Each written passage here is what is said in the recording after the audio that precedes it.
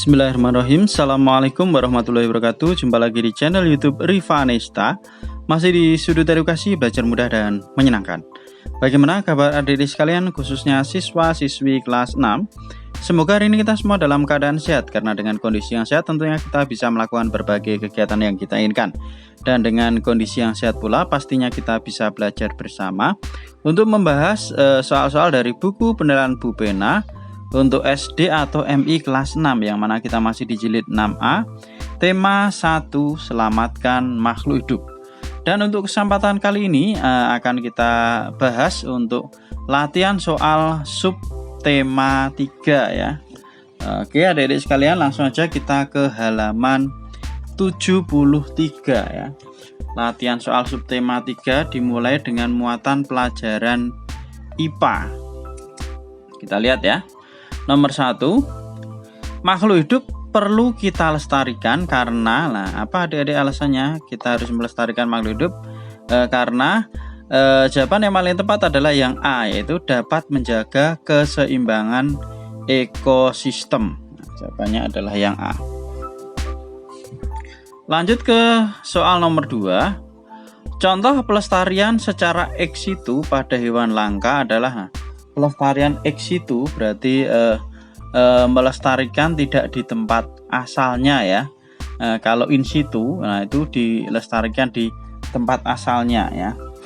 Oke, di sini untuk soal nomor 2 sudah saya tuliskan ya. Jadi contoh pelestarian secara ex situ pada hewan langka ini di kebun raya ya, kemudian di kebun binatang dan juga taman safari. Jadi kalau pelestarian ex situ itu berarti dibawa ke suatu tempat tetapi dibuatkan tempat yang mirip atau hampir mirip dengan tempat aslinya, itu pelestarian secara ex situ. Contohnya di kebun raya ya, taman safari kalau kita lihat ke sana, atau paling tidak di kebun binatang kita lihat ya, misalnya hewan-hewan ditempatkan di suatu tempat yang tentu saja hampir sama dengan tempat mereka tinggal.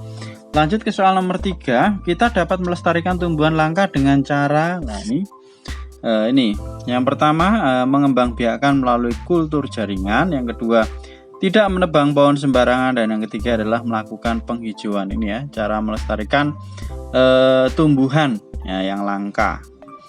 Lanjut ke soal nomor 4, apakah burung cendrawasih termasuk hewan langka? Jika ya, apa yang menyebabkan hewan tersebut menjadi langka?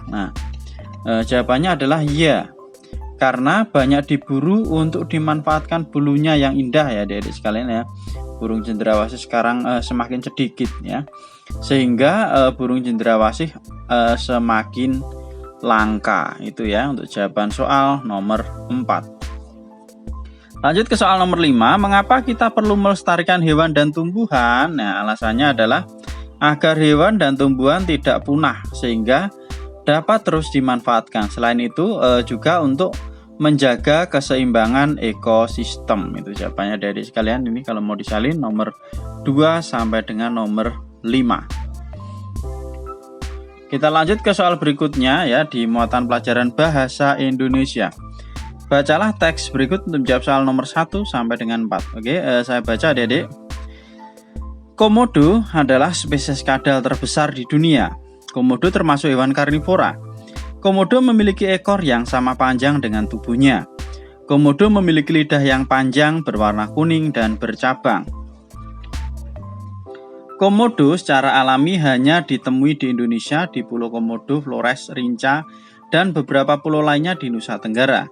Pulau Komodo dikenal sebagai habitat asli hewan komodo. Pulau ini juga merupakan kawasan Taman Nasional Komodo yang dikelola oleh pemerintah pusat. Di Pulau Komodo, hewan komodo hidup dan berkembang biak dengan baik. Habitat komodo yaitu padang rumput kering terbuka, savana, dan hutan tropis pada ketinggian rendah. Saat ini habitat komodo di alam bebas telah menyusut akibat aktivitas manusia. Komodo juga telah ditetapkan sebagai salah satu hewan yang terancam punah. Oke ya, itu dari ensiklopediaindonesia.com. Pertanyaan pertama, informasi yang terdapat pada paragraf pertama yaitu jawabannya adalah makanan komodo ya. Kalau sebenarnya untuk yang nomor 1 ini harusnya adalah tentang ciri-ciri komodo ya. Tapi karena tidak ada pilihan ya. Nah, kita lihat di sini ada kata komodo termasuk hewan karnivora ya. Jadi hewan pemakan daging atau makanan komodo berarti daging. Jawaban yang paling tepat adalah yang B. Ya, ini salah ya Adik-adik, ini udah tersilang. Ini jawaban yang paling tepat ini. Yang B. Lanjut nomor 2. Informasi mengenai komodo ditetapkan menjadi hewan langka terdapat pada paragraf yang ketiga. Kita lihat ya, ini paragraf ketiga ya Adik-adik. Jadi ini ada 3 paragraf, paragraf 1, paragraf 2, dan ini yang paragraf ketiga. Ini menjelaskan bahwa saat ini jumlah komodo semakin berkurang ini ya, menyusut. Lanjut ke nomor 3. Kata-kata tidak baku dalam teks tersebut adalah, nah di sini udah saya tuliskan ya Adik, untuk yang nomor 3. Oke, yang tidak baku itu ada 2, yaitu ditemui, harusnya ditemukan, sama aktivitas. Aktivitas itu harusnya pakai V bukan F ya. Itu untuk soal nomor 3. Kita lanjut ke soal nomor 4. Tuliskan simpulan dari teks tersebut lah. Teks dari teks komodo tersebut simpulannya apa? Di sini saya tuliskan ya. Jadi simpulannya adalah komodo merupakan spesies kadal terbesar dari Indonesia yang terancam punah. Itu simpulan dari teks tersebut. Nomor 5. Tuliskan langkah-langkah membuat simpulan dari sebuah teks. Ya, ini sudah kita pelajari juga ya. Langkah-langkahnya, yang pertama membaca teks secara keseluruhan, yang kedua menemukan informasi penting dalam teks, dan yang ketiga membuat simpulan berdasarkan informasi penting. Ya, itu ya. Langkah-langkah untuk membuat simpulan dari suatu teks ada 3 ini ya dari sekalian. Oke, kita lanjutkan ke muatan pelajaran berikutnya. Ada muatan pelajaran IPS ya. Oke, kita mulai dari nomor 1. Plang Kat Thai merupakan lagu kebangsaan dari negara, jawabannya adalah Thailand ya. Thailand, ini saya tuliskan adik-adik sekalian. Nomor 2. Ayah Komang akan berkunjung ke luar negeri. Sebelum berangkat, Ayah Komang menukarkan sejumlah uang rupiah dengan mata uang riel. Berdasarkan jenis mata uangnya, negara yang akan Ayah Komang kunjungi adalah, jawabannya adalah Kamboja ya. Mata uang negara Kamboja itu adalah riel. Nah, kalau Indonesia mata uangnya adalah rupiah. Dari rupiah ditukar ke riel berarti akan pergi ke Kamboja. Nomor 3, fauna endemik dari negara Thailand adalah, nah ini di materi ada adik-adik sekalian, tapi tidak apa-apa, ini saya tuliskan ya. Fauna, ya, fauna endemik itu berarti fauna itu adalah hewan-hewan ya, hewan-hewan endemik atau yang hanya ada di daerah tersebut, itu namanya endemik. Ini ada gajah, kemudian kucing batu, kukang benggala, tupai ekor sikat, dan juga seladang. Ini adalah fauna endemik dari negara Thailand. Lanjut ke soal berikutnya ya adik-adik.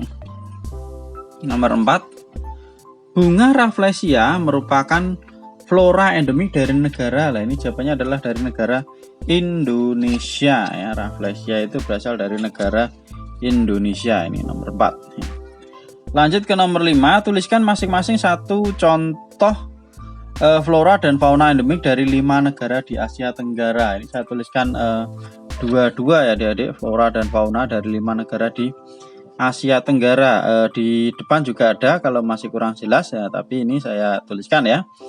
Yang pertama dari negara Indonesia, flora atau tumbuhannya itu ada matoa, kayu cendana. Kemudian faunanya ada komodo, harimau Sumatera. Sedangkan dari negara Malaysia, floranya ada cempaka kuning sama lam toro, kemudian faunanya ada bulus dan harimau Malaya.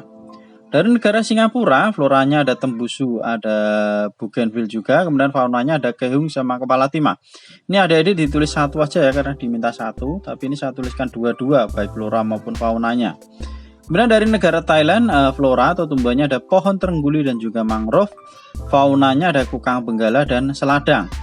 Sedangkan yang terakhir dari negara Brunei Darussalam, floranya ada bambu dan juga liana, dan faunanya ada cupang Brunei dan pelanduk kecil ya. Itu silahkan adik-adik 5 negara ini bisa ditulis flora dan faunanya cukup satu-satu saja. Oke, kita lanjutkan ya ke muatan pelajaran berikutnya, yaitu PPKN. Nomor 1. Contoh penerapan sila kelima Pancasila terkait dengan sikap peduli terhadap hewan adalah, oke ya, jawabannya ini ya, memberi makanan secara adil kepada hewan peliharaan. Itu adalah penerapan sikap sila kelima ya terhadap hewan. Nah, nomor 2, Dedi bersama kedua orang tuanya berdiskusi untuk menentukan jadwal merawat tumbuhan. Kegiatan tersebut menunjukkan pengamalan sila. Nah, jawabannya sila keberapa adik-adik? Nah, jawabannya adalah sila yang keempat ya, sila keempat Pancasila. Maaf agak jauh. Kalau diskusi berarti sila keempat. Nomor 3, bersyukur kepada Tuhan atas karunia-Nya berupa berbagai tumbuhan di sekitar adalah penerapan sila pertama Pancasila ya. Bersyukur kepada Tuhan itu berarti penerapan sila pertama Pancasila. Nomor 4, tuliskan 2 contoh penerapan sila kedua Pancasila yang menunjukkan sikap peduli terhadap hewan peliharaan. Oke, untuk yang nomor 4 diminta 2 ini saya tuliskan. Yang pertama, tidak menyakiti hewan peliharaan. Yang kedua, memberi makan kucing yang sedang kelaparan. Oke, adik-adik sekalian, sekarang kita ke nomor 5. Tuliskan pengalamanmu dalam menerapkan sila-sila Pancasila yang menunjukkan sikap peduli terhadap tumbuhan dalam bentuk cerita. Nah, ini saya sudah buatkan satu cerita adik-adik.